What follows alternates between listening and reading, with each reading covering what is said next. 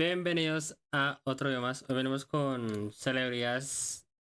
Sí, celebridades, no sé si es como celebridades pequeñas o que se empezaron como a una edad muy temprana. O tal vez sea como las celebridades que nosotros conocemos en la infancia, bueno, algo así. ¿Quiénes tienen terribles vidas ahora? This video will cover Vamos a ver. 6 child stars who had a Y sale a Hannah Montana.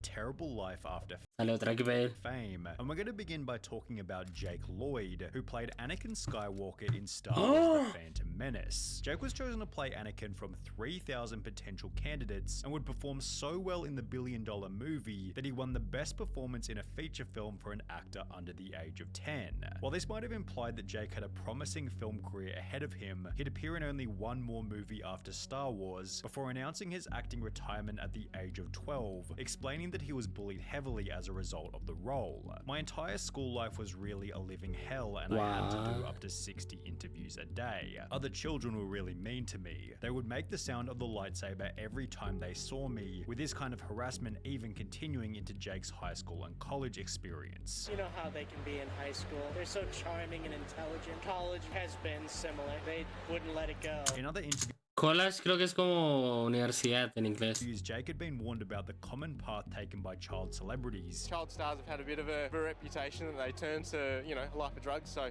may the force be with you. Oh, well, thank you. Yet this advice seemed to have no impact, as his life began to go downhill beginning in 2015. Jake Lloyd has schizophrenia, stopped taking his medication, and attacked his mother. Indianapolis police were called to the home of Lloyd's mother, Lisa. She said the 26-year-old showed up and yelled at her, saying she ruined his life.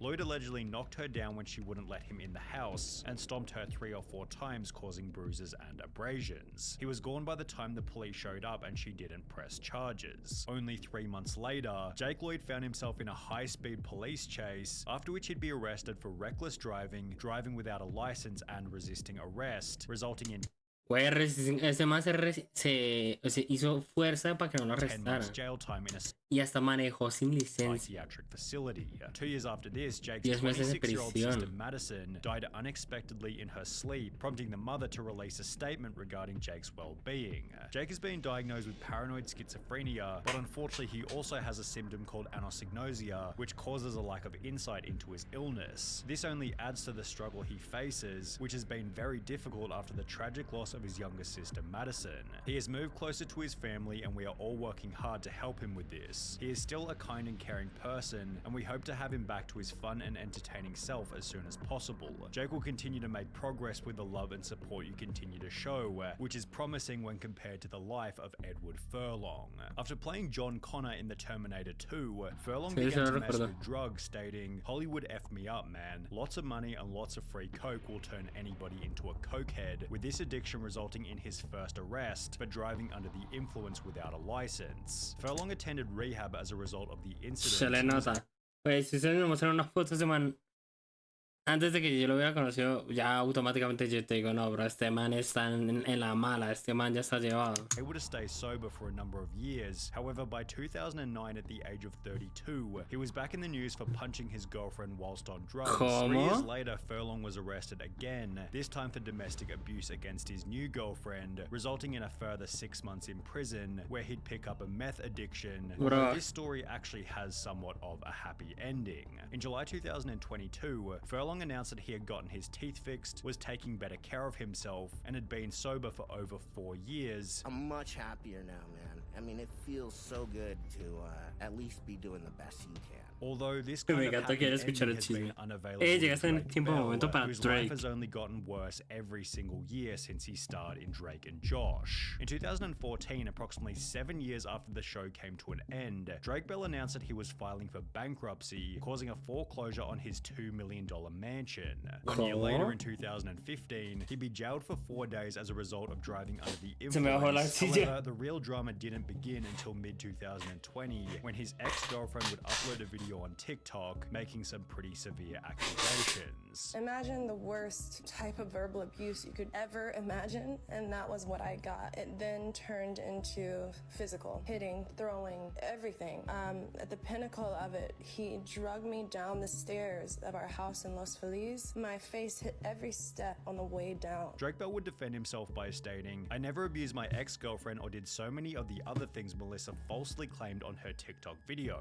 Unfortunately, we both called each other terrible names, as often happens when couples are breaking up, but that is it. Although this response most certainly didn't put an end to the drama, as there was even bigger trouble just around the corner. An article titled "Drake Bell's alleged victim accuses him of grooming" explained that he was embroiled in a legal battle for engaging in a relationship. Grooming, si no estoy mal, es como... O sea, salir como con menores de edad hasta que ya estén como adultas.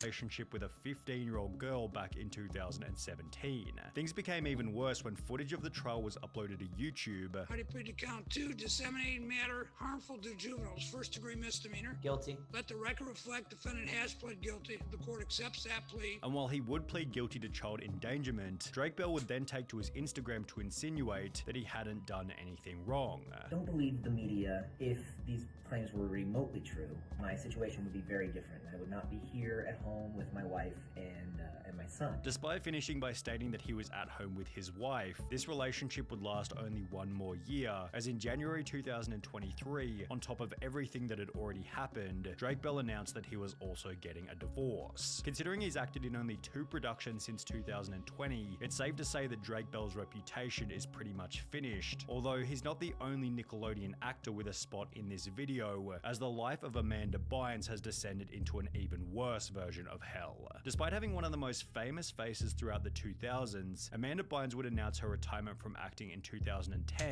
Soy un imbécil que pensó que era Hannah Montana, perdón.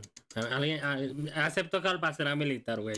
Stating that being an actress isn't as fun as it may seem. If I don't love something anymore, I stop doing it. I don't love acting anymore, so I've stopped doing it. I know 24 is a young age to retire, but you heard it here first. She'd go on to state that the retirement was because Decía que ser actriz no era muy fácil y que se retiró a la edad de 24 años. I literally couldn't stand my appearance in. Me tocó traducirles porque pues la semana anterior no me di cuenta y ya voy como por mitad de video, más de mitad de video y no hay subtítulos. I literally couldn't stand my appearance in AZA, and I didn't like my performance. She shared. I was absolutely convinced I needed to stop acting after seeing it. Performance. I was absolutely convinced that I needed to stop acting after seeing it. However, this is where things began to go downhill rapidly. In 2012, 2 years after retiring, she was charged with driving under the influence and hit and run on 2 separate occasions. 2 years after this, she'd be charged with driving under the influence again, with her court appearance displaying a significant physical decline from just 2 years prior. In the process, Amanda would take to Twitter to call Michelle and Barack Obama ugly, before stating that she and her parents were no longer speaking, which accompanied some absolutely wild accusations about her father, including the statement that he had put a microchip in her brain. After she'd also set fire to a driveway, Amanda was put in a mental hospital, after which her parents were given legal ownership over her $5 million estate, as Amanda has been spending large amounts of her savings. It has been reported that she's recently made extensive purchases as gifts from jewelry stores such as Cartier for strangers. Amanda Bynes was diagnosed with bipolar disorder and would attempt to get her life back on track by enrolling in fashion school. However, she was kicked out only 10 months later for showing up high and arguing with her classmates. In 2018, people assumed that she was back to her normal self, as Amanda showed up in magazines looking like this. However, within a year, she got face tattoos and checked into Alcoholics Anonymous, where she'd meet her new boyfriend who, according to Amanda, had just as many problems as her. In October 2022, she'd make another attempt at fixing her life by enrolling in cosmetic school, yet only 5 months later in March 2023, she was sent to a mental hospital once again, as she was found roaming the streets of Los Angeles without any clothes on. Then there was Orlando Brown, whose role as Eddie Thomas on That's So Raven ended with an equally terrible life. After the show came to an end in 2007, Orlando began to focus on music, during which his life was kept fairly private until he'd enter news headlines approximately 9 years later. Between February and March 2016, Brown was arrested on 2 separate occasions on charges of domestic violence, obstruction of justice, violencia doméstica, obstrucción a la justicia. Obstrucción a la justicia creo que es como lo mismo, o sea, ser como rudo, o sea, responderle a la justicia. Posesión de la palabra con D que no la puedo decir. Con intención de venderla y todo. drug possession with the intent to sell, and possession of contraband in jail. In February 2016, cops claimed he struck his then-girlfriend in the parking lot of a police station and was found by officers to be in possession of methamphetamine. Orlando was given a notice to appear in court, yet he'd instead flee to Las Vegas, where he was caught by bounty hunters. Oh my God. Love California. It's a felony when you flee. What are you doing here then, brother? You got a warrant for your arrest. After which things only became worse. A video was released of Orlando being kicked out of a friend's house after lasting only a week in rehab, which was followed by his appearance on the Dr. Phil show, during which he'd state that he'd been sober for 4 years, despite clearly being under the influence on the show. I'm 4 years sober for a reason. I just now got out of rehab. I just now got out of ER. I'm not doing no more time away from my kids other than I need to. As a result of this episode, Orlando would return to rehab and get clean before discussing his experience on the No Jumper podcast. I had a 2-year binge of something that I should have never, ever indulged in. Meth? Yes, those situations, man, they will never happen again based off of the fact that where I'm trying to go. And while he'd end his statement by stating that those situations will never happen again, Orlando was back in the news approximately 7 months later in December 2022 after threatening a family member with a hammer. He's currently undertaking a psychiatric assessment to see if he's eligible for pleading insanity. Yet the most tragic story of troubled fame without a doubt comes from Esa creo que la Mago de Oz. Ahora no la embarró, pero creo que es la del Mago de Oz. Judy Garland, who played Dorothy Gale in The Wizard of Oz at the age of 16. Whilst filming the movie, she was prescribed amphetamines to keep up with the production's grueling schedule, as well as barbiturates to help her sleep when the day was finally over. The studio also required Judy to stay incredibly thin, feeding her nothing but soup and lettuce leaves whilst on set. Que por cierto, esta película tiene una escena eliminada que es donde al fondo supuestamente, no sé si ya lo han confirmado o no, sale como alguien, ¿se me entienden? O sea, sale alguien en un árbol. Entonces, no sé si sea which cierto. it explained led to a poor self-image. By the time The Wizard of Oz was finished, she was being prescribed amphetamines from 4 different doctors to keep her weight down and her mood up, although this lifestyle began to catch up to her. Drugs, getting up late, coming in late to work, and it turned into a nightmare for everybody concerned. She'd be fired from 3 different movies for intoxication and Oh was my. constantly in the news for being completely broke. Her kids stated that the family couldn't even afford food at times, which accompanied angry slurred messages about being paid for work.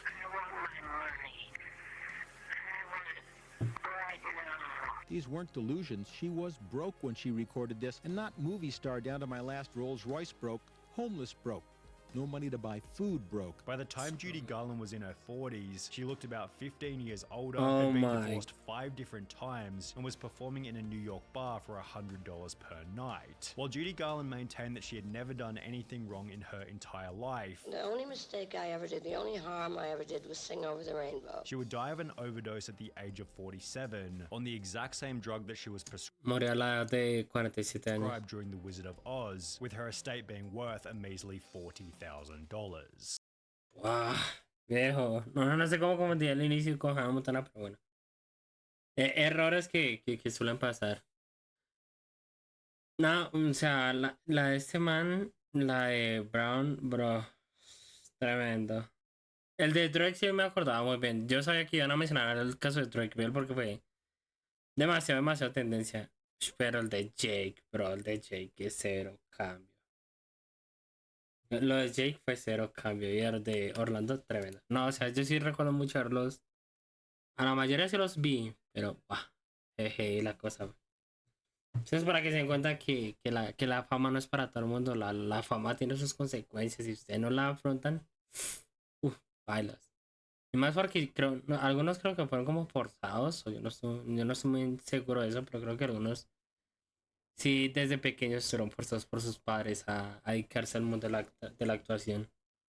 El de Star Wars sí no lo reconozco muy bien porque no es que yo sea muy fanático de esa saga. Perdón, pero no es que yo sea muy fanático de Star Wars. No sé más si les gustó, no sé vocalizar porque ya he grabado como 80,000 videos en menos de no sé cuánto tiempo. Así que si algo les gustó, den sus me gustas, compartan, suscríbanse. Déjenme en los comentarios cuál de estos casos conocía, cuál era la actriz o la actriz que más querían. y nos veremos en un próximo video. Bye bye.